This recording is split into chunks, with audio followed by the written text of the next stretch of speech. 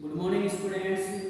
Today we are reading 8th class first lesson. The best Christmas present in the world. Best यानी सबसे अच्छा Christmas. Christmas एक त्योहार का नाम है जो ईसाइयों का त्योहार है। प्रेजेंट प्रेजेंट का मतलब उपहार या भेंट इन द वर्ल्ड यानी संसार के अंदर। The best Christmas present in the world यानी संसार में क्रिसमस का सबसे अच्छा उपहार। संसार के अंदर क्रिसमस के त्योहार पर सबसे अच्छा उपहार या सबसे अच्छी भेंट, इसके बारे में पढ़ते हैं।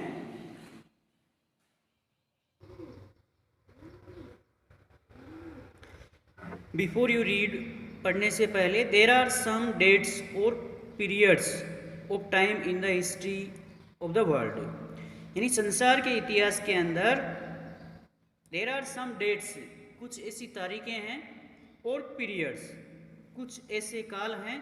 संसार के इतिहास के अंदर कुछ ऐसी तारीखें हैं या ऐसा समय है, ऐसा काल है। देट आर सो साइनिफिकेंट जो बहुत ही महत्वपूर्ण है। देट एवरीवन नोज जिन्हें प्रत्येक व्यक्ति जानता है। एंड रिमेंबर्स देम और उन्हें उन तारीखों को और उस समय को रिमेंबर्स देम यानी याद करता है। The story you will read यानी जो कहानी आप पढ़ोगे mentions one such date and event उसके अंदर एक इस प्रकार की तारीख तथा घटना का वर्णन है। A war between the British and the Germans in 1914। A war यानी यह एक युद्ध की घटना है जो ब्रिटिश तथा जर्मन के बीच में हुआ इन 1914 1914 के अंदर ब्रिटिश तथा जर्मन के बीच में हुआ। इस युद्ध के बारे में ही यह कहानी है। कैन यू गेस, क्या आप अंदाज़ा लगा सकते हैं, अनुमान लगा सकते हैं। विच वार इट वाज, कि यह कौन सा युद्ध था।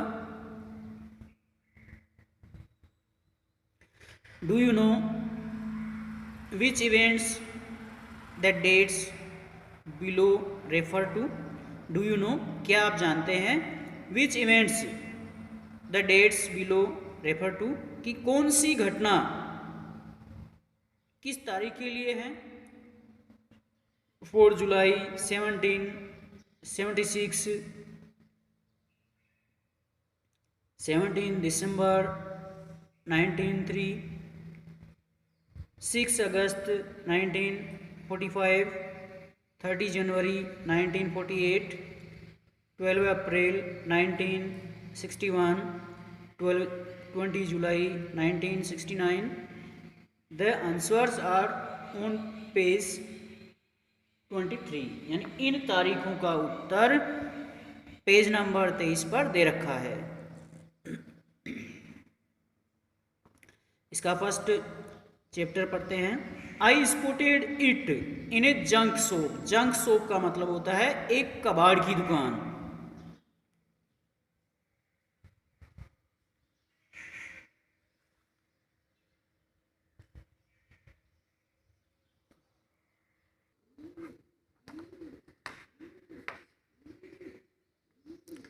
आई spotted it in A junk shop in Bridgeport यानी ब्रिजपोर्ट कोई स्थान का नाम है।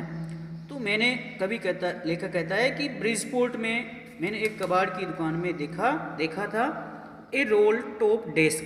ए रोल टॉप डेस्क का अर्थ होता है एक बेंच जिसके अंदर दराज लगी हुई है, अर्थात फटी पुरानी सी एक बेंच है जिसकी दराज लगी हुई है। उस दराज को मैंने ब्रिजपोर्ट में एक कबाड़ की दुकान में देखा था। The man said it was early 19th century, तथा उस दुकानदार ने, द मैन सेड उस व्यक्ति ने मुझे कहा था, it was early 19th century, कि यह यानी यह रोल टॉप डेस्क जो जिसके अंदर दराज लगी हुई है, it was early 19th century, यह 19वीं शताब्दी के प्रारंभ की थी। यानी यह डेस्क 19वीं शताब्दी के प्रारंभ के समय की थी। एंड ओक, और काफ़ी लंबे समय पहले की थी। I had wanted one, I had wanted one यानी मैं इसे चाहता था। But they were far too expensive, but they were far too expensive लेकिन वे बहुत ही महंगे थे। This one was in a bad condition, उनमें से यह एक बहुत ही बुरी स्थिति में था। इन ए बैड कंडीशन, बैड यानी बुरी, कंडीशन यानी स्थिति, हालत, यानी यह बहुत ही पुरानी थी, टूटी फूटी थी।